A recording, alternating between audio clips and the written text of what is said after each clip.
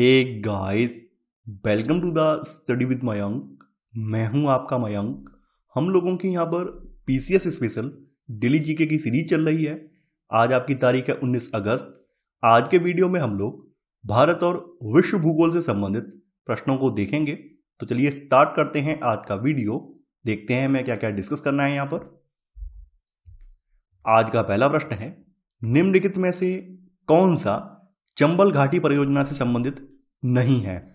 गांधी सागर, राणा प्रताप सागर, जवाहर सागर, गोविंद सागर।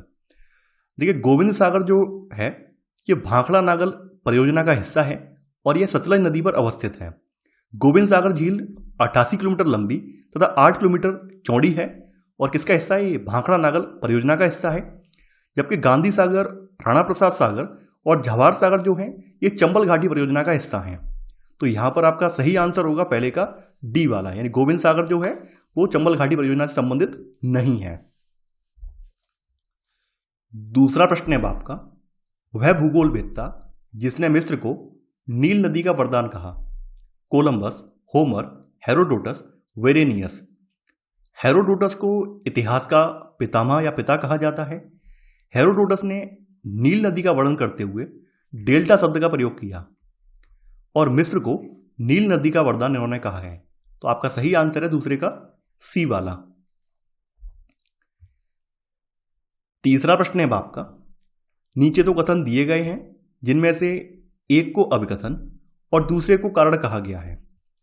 अभिकथन, नवीन वलित पर्वतों को टर्शियरी पर्वत भी कहा जाता है। कारण, इसका निर्माण मुख्यतः रचनात्मक प्लेट के किनारों के सहारे हुआ है। देखिए, नवीन वलित पर्वतों का निर्माण टर्शियरी युग में होने के कारण इन्हें टर्शियरी पर्वत कहा जाता है। तो अभिकथन तो यहां पर सही है। जैसे हिमालय जो है तो हिमालय का निर्माण टर्शियरी युग में हुआ है, तो हिमालय को टर्शियरी पर्वत भी कहा जा सकता है। तो हिमालय इसका एक एग्जाम्पल है।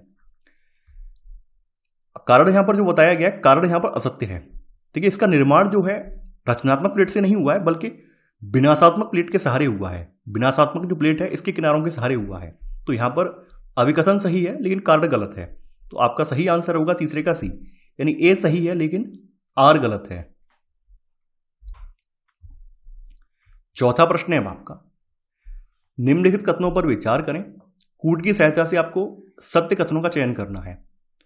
मझगांव हीरा भंडारों के लिए जाना जाता है। बालाघाट मैग्नीज उत्पादन के लिए प्रसिद्ध है। देखिए, मझगांव जो है ये एमपी में अवस्थित है, यानी मध्य प्रदेश में स्थित है और यह हीरा खदान के लिए प्रसिद्ध है। यह पन्ना जिले के आंतरिक भाग में पड़ता है। तो आपका पहला वाला कथन तो यहां पर सही है। दूसरा वाला जो है ये गलत है। बालाघाट भी जो है ये भी एमपी में पड़ता है और बालाघाट जो है कॉपर उत्पादन का प्रसिद्ध क्षेत्र है, न कि मैग्नीज उत्पादन का, यानी इसका संबंध जो है कॉपर उत्पादन से है। तो यहां पर आपका सेकंड वाला कथन जो है गलत हो जाएगा, केवल पहला वाला सही है। तो आपका सही आंसर है यहां पर चौथे का ए, केवल एक। पांचवा प्रश्न है आपका, निम्नलिखित कथनों में से असत्य कथन या कथनों का चयन करें। यहां पर असत्य कौन सा है ये आपको बताना है। असम भूटान तथा बांग्लादेश की सीमाओं से लगा हुआ है। पश्चिम बंगाल भूटान और नेपाल की सीमाओं से लगा हुआ है। मिजोरम बांग्लादेश और म्यांमार की सीमाओं से लगा हुआ है। देखिए, इसके लिए मैं आपको ऐसे ही मैप से बता दे रहा हूं और आप समझ जाएंगे। अगर असम की हम बात करें तो असम जो है, असम को अगर आपने देखा हो तो असम कुछ इस तरह से आता है, यानी इस तरह से। ये आपका जब मैप बनाएंगे भारत का ये वाला हिस्सा, तो ये जो हिस्सा है यानी यहां पर तो आपका भूटान पड़ जाता है, इधर नीचे की तरफ आपका ये जो रीजन है बांग्लादेश का पड़ जाता है और इधर जो हिस्सा आ जाता है ये असम वाला पार्ट आ जाता है। ऐसे करके असम आ गया है पार्टी असम का, ठीक है। तो असम का जो बॉर्डर है वो भूटान से भी टच होता है और बांग्लादेश से भी टच होता है। तो यहां पर आपका पहला वाला कथन तो सही है, यानी असम भूटान तथा बांग्लादेश की सीमाओं से लगा हुआ है। पश्चिम बंगाल की बात करें तो पश्चिम बंगाल जो है भूटान और नेपाल की सीमाओं से लगा हुआ है। देखिए, पश्चिम बंगाल का जो दार्जिलिंग वाला रीजन है, तो दार्जिलिंग वाला रीजन जो है वो भूटान और नेपाल की सीमाओं से टच होता है। तो यहां पर आपका सेकंड वाला कथन ये भी सही है। मिजोरम की बात करें तो जैसा कि आप लोग जानते हैं त्रिपुरा आ जाता है, त्रिपुरा के बाद ये हिस्सा जो है मिजोरम वाला पड़ता है, ये वाला जो हिस्सा है मिजोरम वाला पड़ता है। तो ये हिस्सा जो है एक तरफ बांग्लादेश आ जाता है और इस तरफ से म्यांमार आ जाता है। तो यहां पर आपका तीसरा वाला ये भी सही है। अब देखिए इनमें से कोई भी कथन असत्य नहीं है, आपका सही आंसर होगा 5 में का डी। इन उपरोक्त में से कोई भी कथन असत्य नहीं है, यहां पे तीनों ही सही है, तो सही आंसर है 5 में का डी वाला। छठवां प्रश्न है आपका, निम्नलिखित पहाड़ियों में से कौन सी एक केरल तथा तमिलनाडु राज्य की सीमा पर स्थित है? कार्डमम पहाड़ी, सेवराय पहाड़ियां, अनामलाई पहाड़ियां, महेंद्रगिरी पहाड़ियां। देखिए कार्डमम जो पहाड़ियां हैं, तो कार्डमम पहाड़ियां केरल तथा तमिलनाडु राज्य की सीमा पर स्थित हैं, जबकि सेवाराय पहाड़ियां, अन्नामलाई पहाड़ियां जो हैं ये तमिलनाडु में पड़ती हैं। सेवाराय और अन्नामलाई जो है तमिलनाडु में पड़ती हैं, और कार्डमम पहाड़ियां जो हैं केरल और तमिलनाडु के बॉर्डर पर पड़ती हैं। तो यहां पर आपका सही आंसर है छठवें का ए वाला। सातवां प्रश्न है आपका, निम्न युग्मों में से कौन सा एक सही सुमेलित नहीं है, ये आपको बताना है। एक तरफ नदियां लिखी हुई हैं और दूसरी तरफ उनका उद्गम स्रोत है। डैन्यूब नदी, ब्लैक फॉरेस्ट, ब्लू नील, विक्टोरिया झील, मिसिसिपी, इटास्का झील, यांगटीसी, तिब्बत पठार। देखिए यहां पर नदी की बात करें तो जो ब्लू नदी है, तो ब्लू नदी का उद्गम विक्टोरिया झील से नहीं होता है, बल्कि इसका उद्गम जो है ताना झील, यानी इथियोपिया की एक झील है जिसका नाम है ताना झील, तो ताना झील से होता है, ब्लू झील से नहीं होता है। वहीं जो डैन्यूब नदी है ये ब्लैक फॉरेस्ट से निकलती है, ये भी सही है। मिसिसिपी नदी जो है इटास्का झील से निकलती है। यांगटीसी नदी जो है तिब्बत के पठार से निकलती है। वहीं ब्लू नील जो है ये इथियोपिया से निकलती है, इथियोपिया की ताना झील से निकलती है। जबकि व्हाइट नील नदी जो है, एक नदी और है जिसका नाम है, एक तो ब्लू नील है और एक नदी है व्हाइट नील करके, तो व्हाइट नील नदी जो है वो विक्टोरिया झील से निकलती है। तो ये डिफरेंस आपको याद रखना है, कई बार पूछा गया है। तो यहां पर गलत युग्म कौन सा है, वो है बी वाला, तो आंसर होगा 7 में का बी। 8वां प्रश्न है आपका, निम्न में से कौन सा युग्म सही सुमेलित है, यानी यहां पर कोई एक युग्म सही सुमेलित है।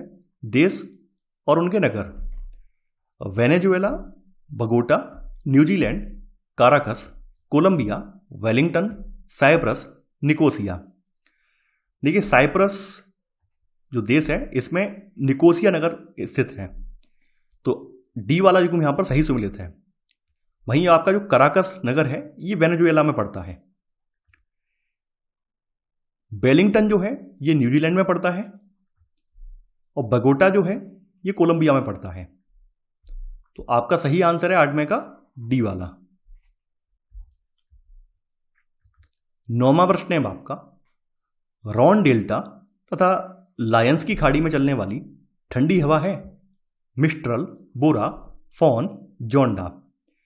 देखिए रॉन डेल्टा तथा लायंस की खाड़ी में चलने वाली ठंडी हवा मिस्ट्रल है, इसको मिस्ट्रल के नाम से जाना जाता है। तो आपका सही आंसर है 9वें का ए वाला। 10वां प्रश्न है आपका, निम्नलिखित में से कौन एक अरीय प्रतिरूप के समूह को दर्शाता है। महानदी, साबरमती, नर्मदा, नर्मदा, सोन, महानदी, नर्मदा, ताप्ती, सोन, सोन, माही, स्वर्णरेखा। देखिए अरीय प्रतिरूप का मतलब होता है जब नदियां केंद्रीय उच्च भूमि से निकलकर अलग अलग दिशाओं में प्रवाहित हो जाती हैं, तो ऐसे प्रतिरूप को अरीय या फिर अपकेंद्रीय प्रतिरूप कहा जाता है। तो अमरकंटक पठार और रांची पठार पर प्रवाहित होने वाली जो नदियां हैं वो अरीय या अपकेंद्रीय प्रवाह प्रतिरूप का उदाहरण है। तो इसमें आपकी कौन कौन सी नदी आ जाती हैं, नर्मदा, सोन और महानदी इसमें आ जाती हैं। तो यहां पर आपका सही आंसर है 10वें का बी वाला। तो ये था हमारा आज का वीडियो। आई होप आपको आज का वीडियो पसंद आया होगा। आप लोग इस वीडियो को लाइक और शेयर करना बिल्कुल ना भूलें। तो चलिए आज के लिए बस इतना ही। Thanks for watching. जय हिंद।